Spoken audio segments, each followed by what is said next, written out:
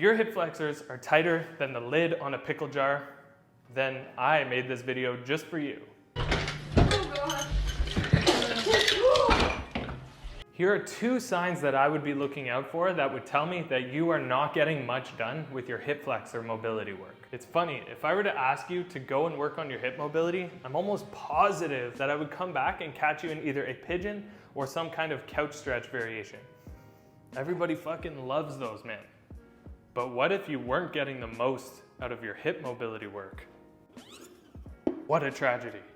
And the only reason I loaded this bar was to give myself something to do while I talk to you. I'm not even gonna use it. Anyways, here we go.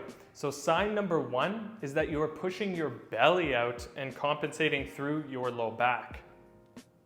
Once your hips reach end range of motion in extension, if we continue to try to push further in that direction, our body's gonna have to recruit range of motion from the next logical area, which is the lumbar spine. Spinal.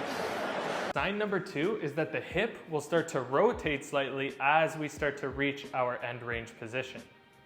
Start to notice a little.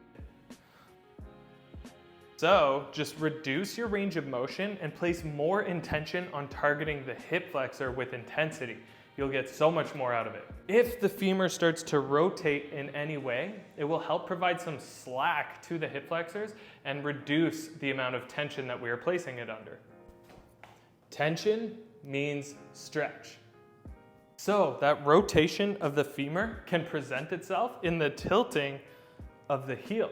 This is just another way that we trick ourselves into thinking that we're giving our hip flexors a deeper stretch, when in reality, we're actually doing less for them. So at the end of the day, if you're doing either of these 2 things with your hip flexor mobility work, either extending through the lumbar spine or rotating the femur, you're really only giving yourself half the bang. And that's a waste of a buck. Fuck! Try to remain conscious of where and how you might be compensating through the movements and take it back. Remember the intention and apply intensity. If this video was at all helpful, don't forget to like and subscribe, and we'll catch you on the next one.